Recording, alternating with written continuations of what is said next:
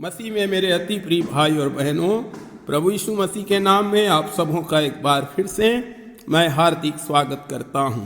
पिछले अध्ययन में हमने मसीही पत्नियों का पतियों के प्रति किस प्रकार का आचरण या व्यवहार होना चाहिए उसके बारे में सीखा था। आज हम मसीही पतियों का अपने पत्नियों के प्रति किस प्रकार का व्यवहार होना चाहिए इसके बारे में हम विचार करेंगे। पहला पतरस 3 अध्याय 7 वचन में पतरस कहता है, हे पतियों, तुम भी बुद्धिमानी से पत्नियों के साथ जीवन निर्वाह करो और स्त्री को निर्बल पात्र जानकर उसका आदर करो, यह समझकर कि हम दोनों जीवन के वरदान के वारिस हैं, जिससे तुम्हारी प्रार्थनाएं रुक ना जाए। पतरस अपनी पत्री में केवल पत्नियों से ही बातचीत नहीं करता, परंतु उसे मसीह विवाह क्षेत्र में पतियों से भी बहुत कुछ कहना है। पत्नियों को दिए गए पतरस के परामर्श का सार हम 2 बातों में देखते हैं। पहला है आधीनता और दूसरा सुंदरता। परंतु पतियों को संबोधित करते हुए पतरस 3 शब्दों का प्रयोग करता है। पहला है बुद्धिमत्तापूर्ण व्यवहार, दूसरा आदर और तीसरा है समानता। किसी भी अवस्था में पति को अपनी पत्नी के साथ गाली गलौज नहीं करना चाहिए, उसके साथ अभद्र व्यवहार नहीं करना चाहिए और ना ही उसे अपनी दासी या सेविका समझना चाहिए। मसीह होने के नाते पुरुष को अपनी पत्नी के साथ बुद्धिमत्तापूर्ण व्यवहार करना चाहिए। इसका अर्थ यह है कि उसे अपनी पत्नी की जरूरतों के प्रति सचेत रहना चाहिए, उसे पत्नी की भावनाओं के प्रति भी संवेदनशील होना चाहिए।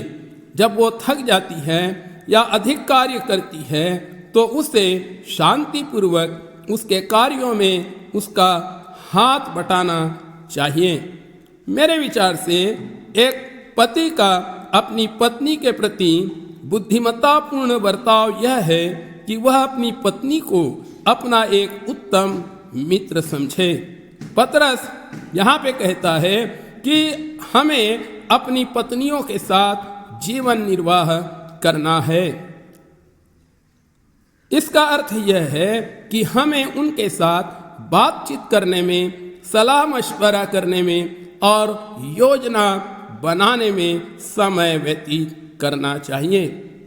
हमें याद रखना है कि परमेश्वर ने हमें नर और नारी बनाया है और उसने ही एकत्रित करके हमारे विवाह का नाता जोड़ा है, ताकि हम अकेले ना रहें, ताकि हम वैसे ही हों जैसा परमेश्वर है, स्वयं में आनंद और प्रेम से परिपूर्ण।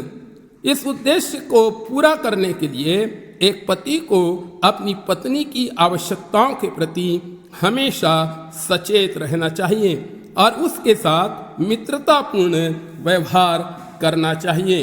अपने जीवन में पत्नी को सहभागी बनाने के लिए एक पति को चाहिए कि वह नियमित रूप से अपने पत्नी से बातचीत करे।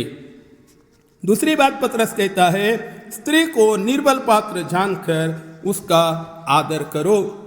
पतरस का उद्देश्य क्या हो सकता है? पति को अपनी पत्नी के साथ कोमलता और नम्रता का व्यवहार करना चाहिए। परमेश्वर ने पुरुषों को महिलाओं का संरक्षक बनाया है।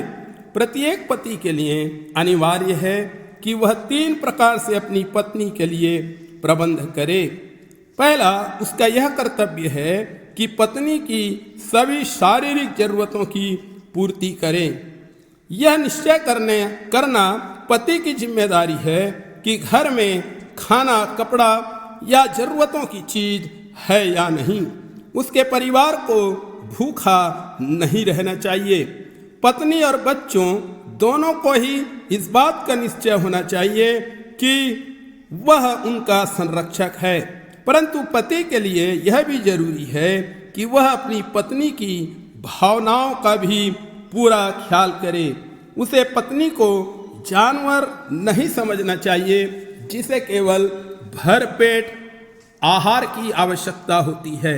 वह मानव प्राणी है जिसे यह लालसा रहती है कि उसका पति उससे बातचीत करे। अंत में पति का कर्तव्य है कि वह अपनी पत्नी तथा परिवार के लिए आत्मिक आवश्यकता की पूर्ति की व्यवस्था करे। उसे प्रार्थना में उसका मार्गदर्शन करना चाहिए और उनको निरंतर प्रोत्साहित करते रहना चाहिए कि वे प्रभु की निकटता में चलते रहें। परिवार को बाइबल की सच्चाइयों से अवगत कराना भी एक पति और पिता की जिम्मेदारी है। उसको अपने परिवार को प्रोत्साहित करना चाहिए कि वे नियमित रूप से मिलकर प्रार्थना करते रहें और एक पति को परिवार का आत्मिक संरक्षक भी होना चाहिए।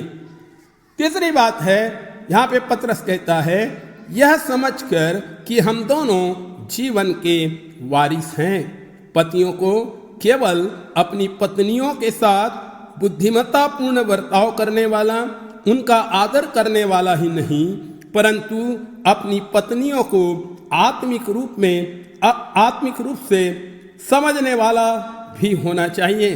बाइबल इस बात की आज्ञा नहीं देती कि पति अपने पत्नियों को हीन भावना से देखें या उसके साथ गलत व्यवहार करे, अपशब्द बोले।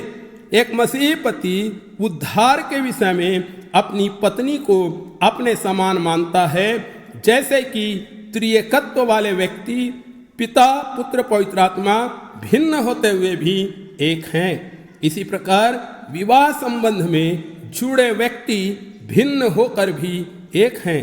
इस प्रकार परमेश्वर की दृष्टि में पति का पत्नी से अधिक महत्व नहीं है, न ही पत्नी का पति से अधिक महत्व है।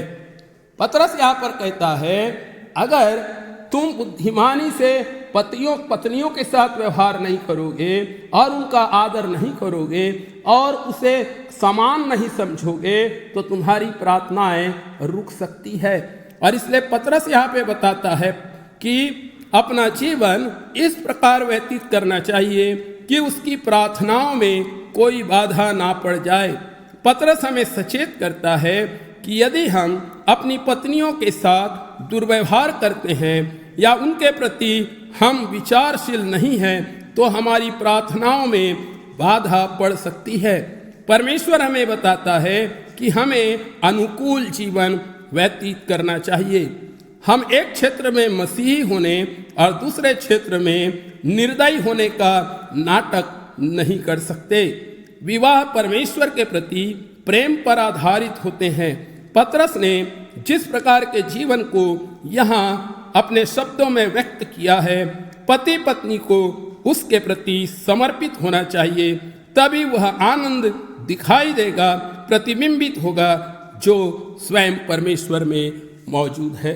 मैं विश्वास करता हूँ कि इन तीनों शिक्षाओं के द्वारा अर्थात विवाह का व्यवहार और एक पत्नी का पति के प्रति व्यवहार और पति का पत्नी के प्रति कैसा व्यवहार होना चाहिए, हमने इन 3 दिनों में 3 शिक्षाओं में सुना है। मैं विश्वास करता हूँ कि यह हर एक पति और पत्नी के लिए आशीष का कारण बनेगा। एक दूसरे पर दोष लगाने के लिए नहीं, एक दूसरे की कमियां गिनाने के लिए नहीं, परंतु अपने आप को जांचकर परमेश्वर के वचन के अनुसार अपने आप को ढालकर बनाने के लिए यह वचन आप सबों की सहायता करेगा, मेरी सहायता करेगा, ऐसा मैं विश्वास करता हूँ। प्रभु आप सबको आशीष दे, आमीन। आइए हम प्रार्थना करें। प्रेमी दयालु अनुग्रहकारी पिता, हम आपका धन्यवाद करते हैं। प्रभु, परिवार की स्थापना, विवाह की स्थापना आपने किया है और प्रभु केवल स्थापना ही नहीं किया, परंतु मसीह विवाह में किस प्रकार का जीवन व्यतीत करना चाहिए, पति पत्नी का स्वभाव एक दूसरे के प्रति किस प्रकार होना चाहिए, उसको पतरस की पत्री से प्रभु समझने के लिए आपने हमें योग्य समझा। प्रभु, हम आपका धन्यवाद देते हैं इस वचन के लिए और इस अध्ययन के लिए हम आपका धन्यवाद करते हैं।